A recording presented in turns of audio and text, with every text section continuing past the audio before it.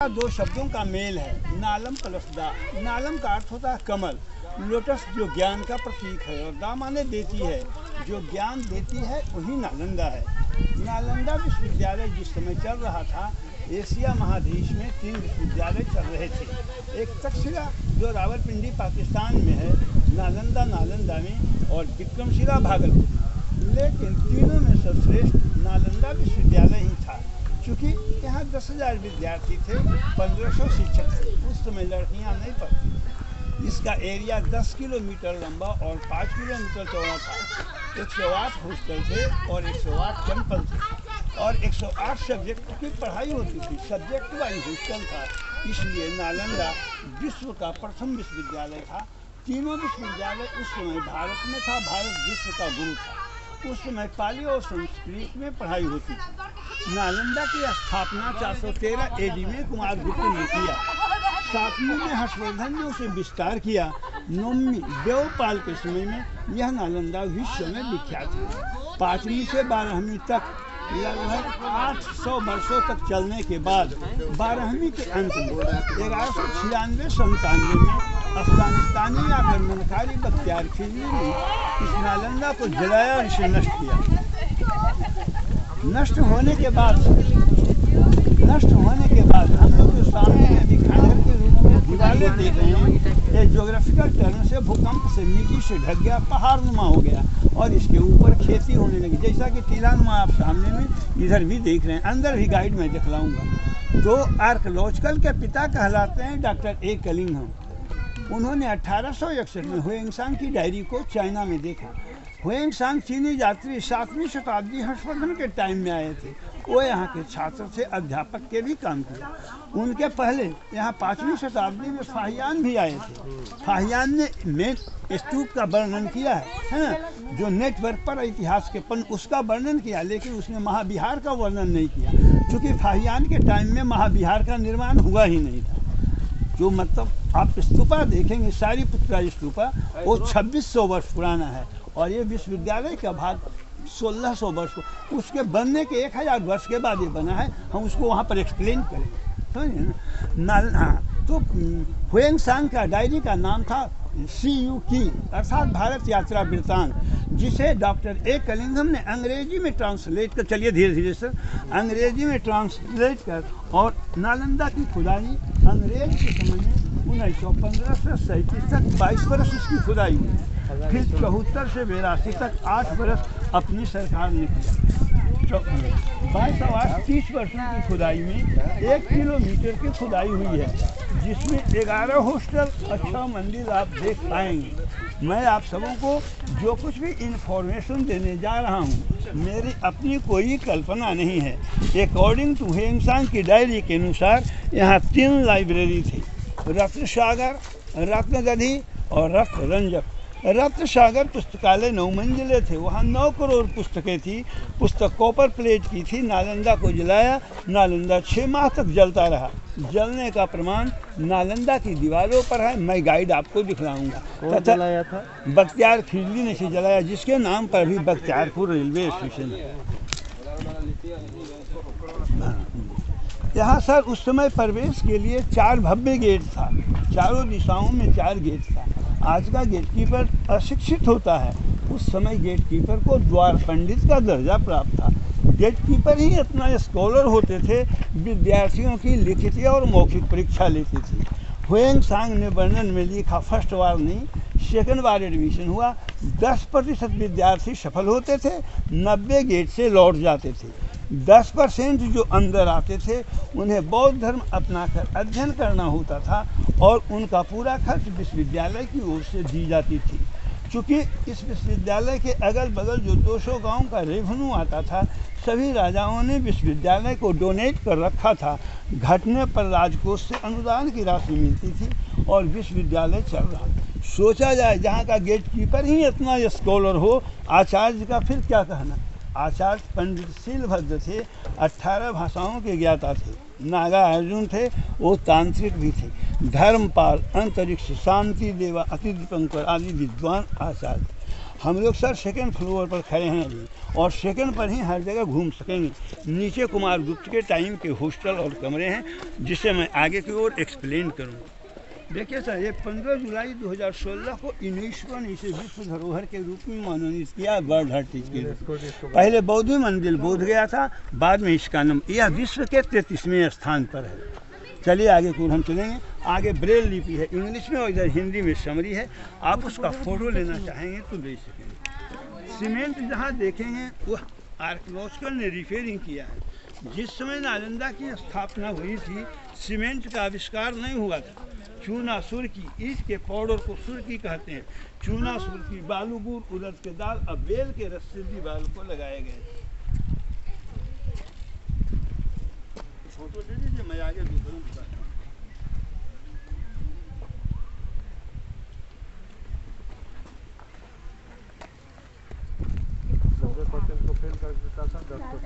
$10% 10% ही। आ जाओ आइए आइए आइए आइए, गाइड है, आइए ना। उसके पहले लकड़ी के बल्ले थे और चूना सुर्खी, बालू गुड़, उड़द के दाल, बेल के रस से दीवार। देखिए आप ओरिजिनल दीवार के सामने खड़े हैं। इनका देखिए दो ईंटों के बीच में चूना सुर्खी, बालू गुड़, उड़द के दाल, बेल के रस हैं। देख रहे हैं सीमेंटेड, जहाँ देखेंगे आर्कियोलॉजिकल ने रिपेयरिंग किया है। मैंने बताया कि यह 5वीं शताब्दी में कुमार गुप्त ने नालंदा की स्थापना की। ये लेयर है 5वीं शताब्दी कुमार गुप्त का, और ये लेयर है 7वें हर्षवर्धन का। इसके ऊपर है 9वीं देवपाल का। होता क्या था सर, 5वीं में जब कुमार गुप्त ने बनाया 200 वर्ष तक चला। 200 वर्ष चलने के बाद जब डैमेज या नष्ट होता था तो रिपेयरिंग सिस्टम नहीं था, उसको कवर कर दिया जाता था, ढक दिया जाता। उसके ऊपर दूसरा उसके इम्पोर्टेंस, कुमार गुप्त के इम्पोर्टेंस को रखते हुए हर्षवर्धन ने बनाया, और जब वो डैमेज किया तो बंगाल के राजा देवपाल ने बनाया। चलिए सर आगे मैं दिखाऊंगा। नालंदा का लाइब्रेरी और मेन गेट अभी तक नहीं मिला है। यह एक 10 फीट मोटी दीवार है, जिसे काटकर रास्ते किया गया है। ऊपर से आर्कियोलॉजिस्ट ने 10 फीट मोटी दीवार, रास्ता बनाया है। ये ऊपर करो ना, ये रिपेयर हुआ है। वो पिलर है। 61-62 में रिपेयरिंग किया, उसका डेट अंकित है। वो 61-62 में रिपेयर हुआ है। ये छोटे छोटे फोटो खींच लो। आइए सब लोग साथ में चलिए, गाइड की उपयुक्त हो। इस हम लोग एक पूर्वी भाग में खड़े हैं, जहाँ विद्यार्थियों को रहने और पढ़ने की व्यवस्था थी।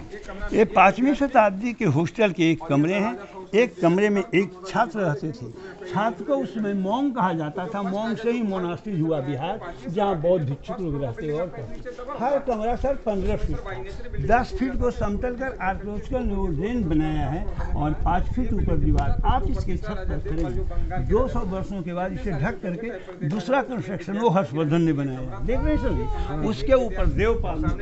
5वीं के कमरे आप देख रहे हैं, दरवाजा बंद, बगल में बरामदा और आंगन था। आंगन एक क्लासरूम होता था जहाँ विद्यार्थी पढ़ते थे।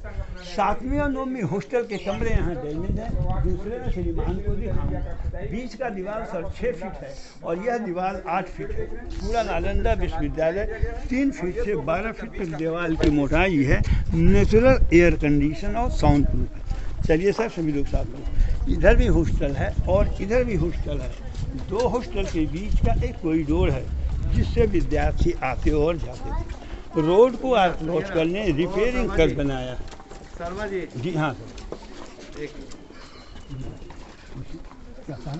ऐतिहासिक स्थल को देखने के लिए आए हैं। मुझ गाइड को बोलने का अधिकार नहीं है, लेकिन आप पर्यटक के रूप में हैं। यहाँ पर जौनी मेरा नाम फिल्म का शूटिंग 1969 में देवानंद और हेमा मालिनी का, क्योंकि सर कुछ टूरिस्ट कहाँ बैठते हैं केदार की गाइड हो गया हमको जी हाँ सर, तो तुमने ये कहाँ बताया, और थोड़ा शर्मिंदगी होना पड़ता है, इसलिए इसको भी उसमें जोड़ना ही पड़ता है।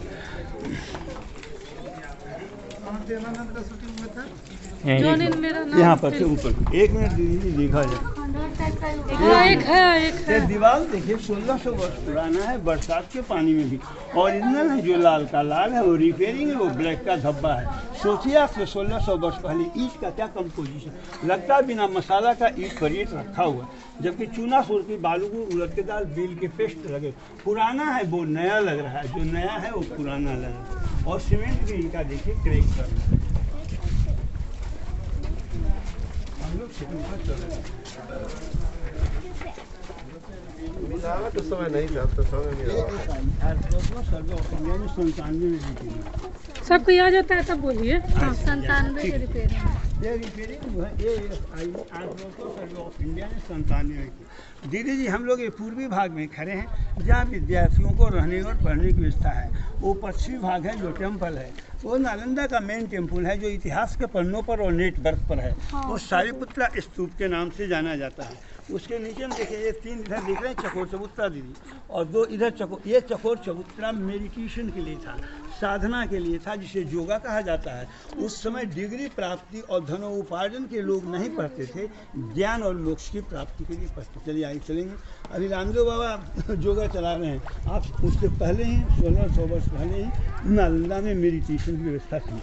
चूँकि उस समय में जो विद्यार्थी यहाँ इंटर आते थे उनको बुद्धिज्म और मेडिटेशन ये 2 सब्जेक्ट कंपलसरी रहता था।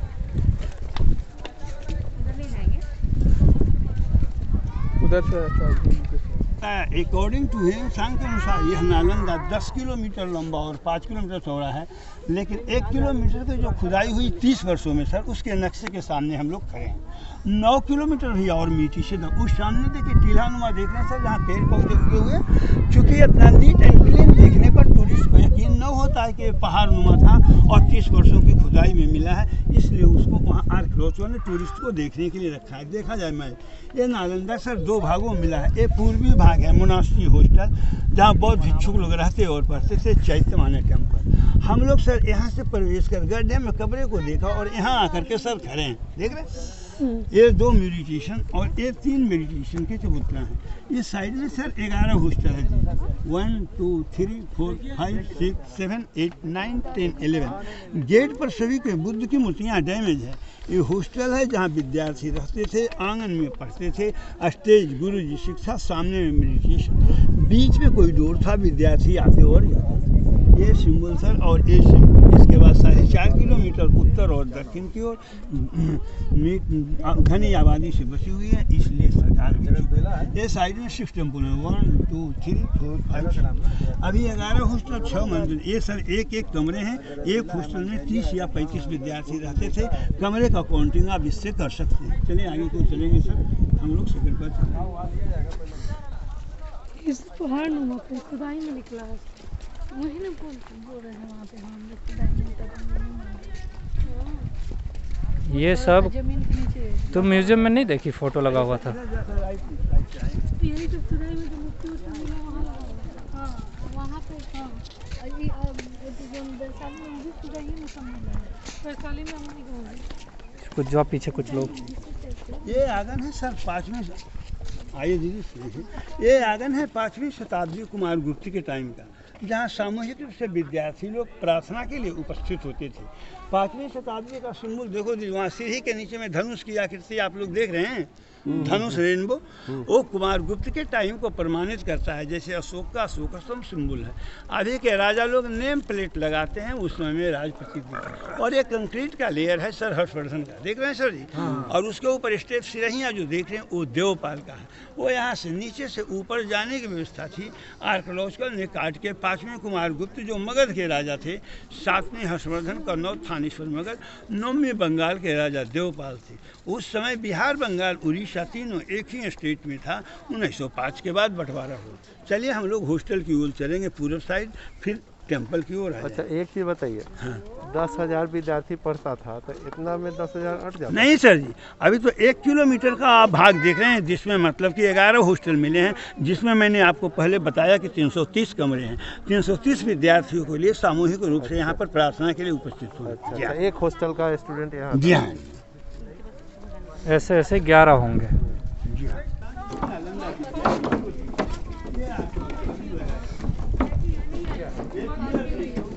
ये क्या है? रुको रुको। जगह था वो कमरे के रूप में, तो वो कुमार गुप्त का है, कंक्रीट का लेयर हर्षवर्धन है, ऊपर देखिए देवपाल है, वहाँ देखिए सर नीचे कुमार गुप्त का वो कंक्रीट का लेयर हर्षवर्धन है, ऊपर है देवपाल। देखना हर जगह तीनों पार्ट को आप रोज करने आप उसी को देखो। हर होटल के गेट पर दोनों साइड में भगवान बुद्ध की मूर्ति थी, खुदाई में डेली हुई। बुद्ध को अभिवादन करिए, शिक्षक और छात्र अंदर की ओर आते हो जाते थे। बुद्धम शरणम गच्छामि, धम्मम शरणम गच्छामि, संघम शरणम।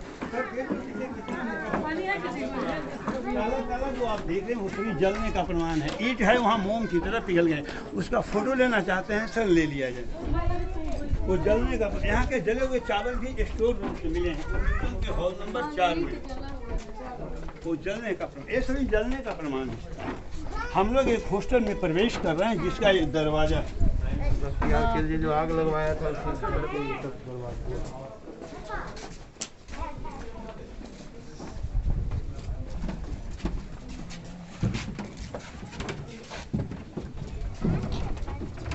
जलने का प्रमाण तो भाई खाना हो गया। पांचवें के कमरे को हम लोगों ने देखा, वहाँ दरवाजा बने हैं, 8 फ्लोर का ड्रेन बना, सीमेंटेड 8 फ्लोर से।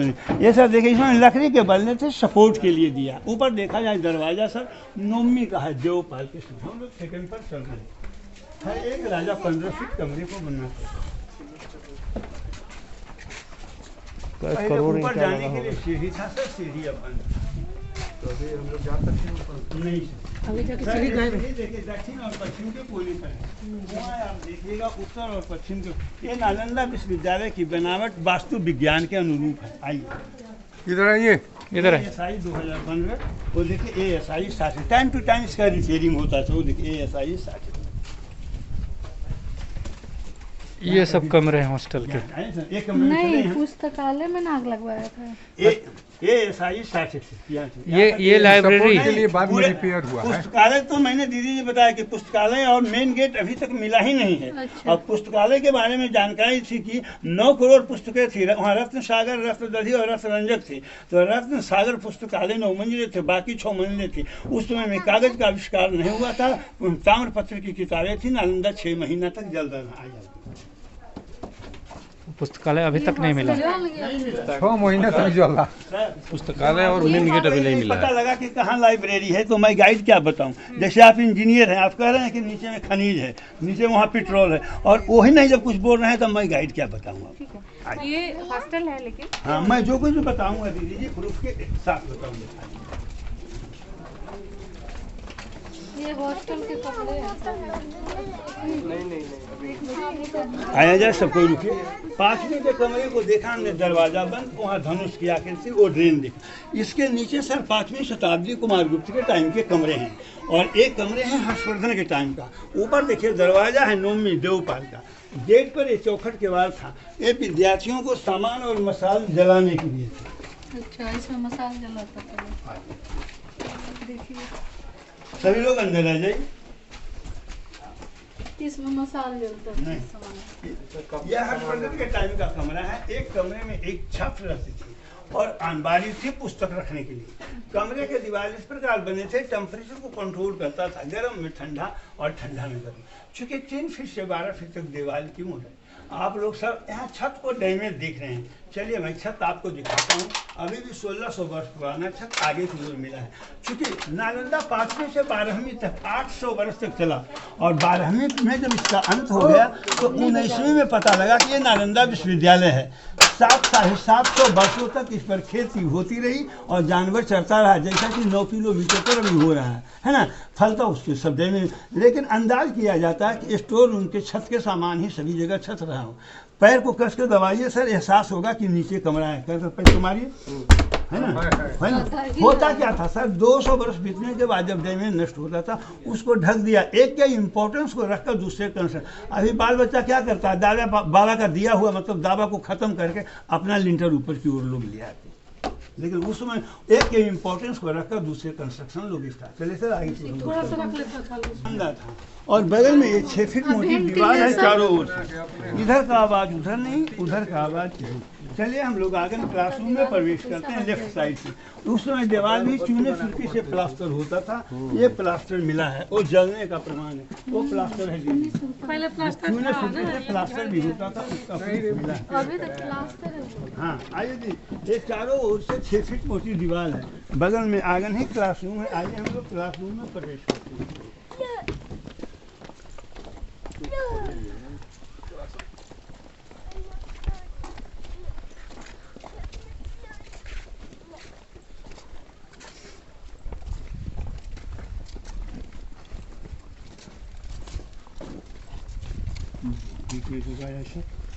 आइए सर,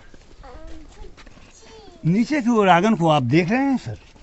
नीचे जो आंगन है दीदी, वो 5वीं शताब्दी कुमार गुप्त के टाइम के आंगन है ना सर, देख रहे हैं ना? नहीं, ढलाई के नीचे जो देख रहे हैं, हाँ एक लेयर है। ढलाई के नीचे जो है वो कुमार गुप्त चौड़ा के टाइम चौड़ा के ही आंगन अच्छा है। है। वो दीदी जी, वो आंगन जब था 5वीं शताब्दी का, तब ये लेयर और ये लेयर दोनों नहीं था। तो वो आंगन दीदी वहाँ नहीं था, वहाँ था। वो पिलर से छत टिकती थी, गुरु जी बैठकर शिक्षा देते थे और लड़के आंगन में पढ़ते। उसमें बाद विवाद डिबेट से ही ज़्यादा शिक्षा दिया जाता। 5वीं के बाद 7वीं में जब ये लेयर बन गया श्रीमान जी, यहाँ लड़के बैठकर पढ़ते थे, गुरु जी वहाँ से पढ़ा। उस समय बाद विवाद डिबेट से गुरुकुल प्रथा था, गुरु वशिष्ठ साथ रहते थे। इसके बाद ही शांति निकेतन में गुरुकुल प्रथा शुरू। 5वीं 7वीं 9वीं में जब ये बन गया तो इसका रास्ता सर आगे से आया, जिसको पहले मैं एक्सप्लेन कर चुका हूँ, इसलिए कंफ्यूजन सबको नहीं हो। चले नीचे की ओर हम लोग आइए, नीचे चलेंगे लेफ्ट साइड से। ना वार्डन साथ में रहता नहीं है। आप लोग बहुत जल्दी ही सर्दी धैर्य को खो रहे हैं। मैं तो कह रहा हूँ कि छत आपको दिखलाता हूँ। वही आधार पर वार्डन की नियुक्ति होती है उसमें। वो नहीं समझ रहे हैं। जैसे गुरु जी वहाँ बैठते होंगे तो ये जो दीवार है, ये जो दीवार है, ये जो दीवार है, ये पूरा जो स्ट्रक्चर ये सब ऊबड़ खाबड़ बनल है, ये तो पहले तो प्लान होगा। नहीं समझ रहे हैं। शुरू से नहीं सुन रहे हैं आप इसलिए। फिर मैं आपके बात पर, भगवान बुद्ध की मूर्ति थी, वो म्यूजियम में रखा। ये तो गेट पर सर व्हाइट स्टोन देख रहे हैं, ये माइका स्टोन है। ये गड्ढे हैं, इस पर कॉपर का प्लेट रखकर सनलाइट और मूनलाइट से लाइट को रिफ्लेक्ट कर बुद्ध की मूर्ति को प्रकाशित किया जाता था। लाइट रिफ्लेक्शन प्रकाश पर अभी भी ये पत्थर सर चमक रहा है। आपके मोबाइल में टॉर्च है, लाइट जला के 3 सेंटीमीटर पर देखा जाए। तो पीने के काम में लाया जाता था। कुएं का पानी अभी श्रीमान जी सूख गया है। ये दोनों ये स्टोर रूम है। यहाँ से 6-6 फीट का मटका मिला है म्यूजियम के हॉल नंबर 1 में, जले हुए चावल म्यूजियम के हॉल नंबर 4 में। वहाँ सब छत को आप लोगों ने डैमेज देखा। यहाँ छत को जाकर देखिए किस टेक्नोलॉजी से बनाया है। बिना सपोर्ट का छत है, कमरा एयर कंडीशन है। आप लोग सीढ़ी से जाइए, कमरे छत कुआं को देख कर आइए। मैं गाइड नहीं रहूँगा, इधर से हम लोग को वापस लौटना है। ठीक।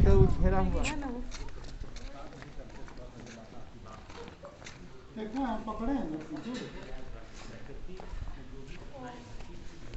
पानी तो है इसमें। नहीं पानी नहीं है, सूखा है पूरा।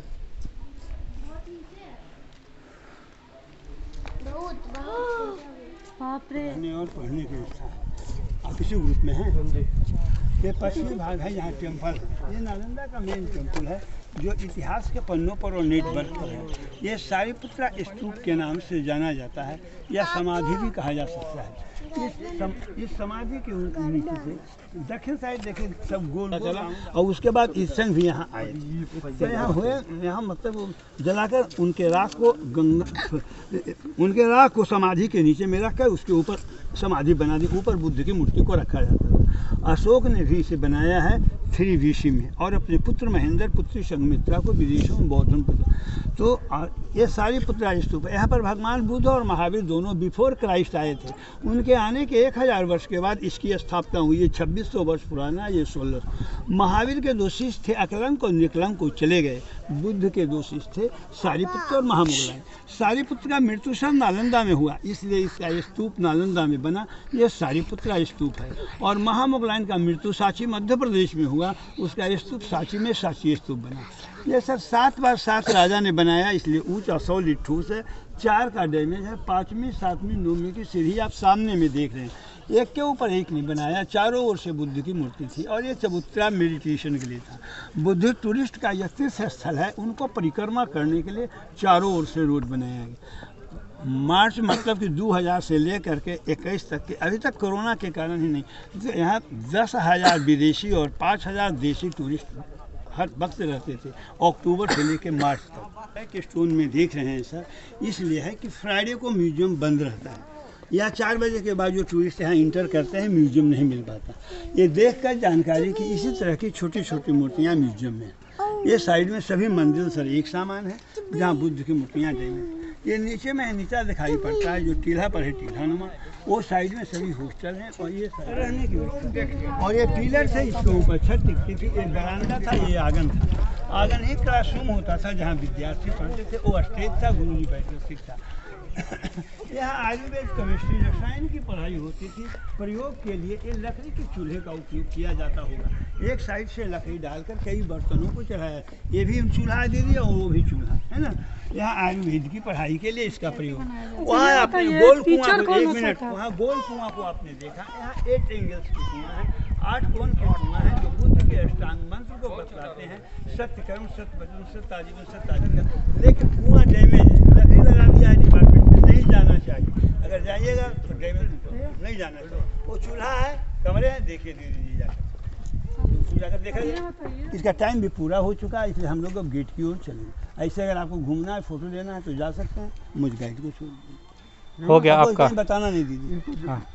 आपका कुछ क्वेश्चन है, किसी का कुछ तो छोड़ देते क्या हैं। क्वेश्चन है, पूछा जाए? किसी का कोई क्वेश्चन है तो पूछ लो इनसे जल्दी, कुछ पूछना है फिर इनको छोड़ देंगे हम लोग और हम लोग घूमेंगे। क्या है वो सभी मंदिर है सर, जैसा आपने देखा। देखिए इसके इधर जो भी है और बिहार का नाम सुने हैं? ये पूरा मंदिर है, बिहार। और ये सब है पढ़ाई लिखाई। मंदिर को पाली में चैत्य कहा जाता है, और मोनास्ट्रीज को मतलब बिहार कहा जाता है, जहाँ बहुत भिक्षु लोग रहते हैं। आप पापा जी वहाँ पे बैठिए, हम आपको ठीक है, चलिए धन्यवाद आपका। कल बरूक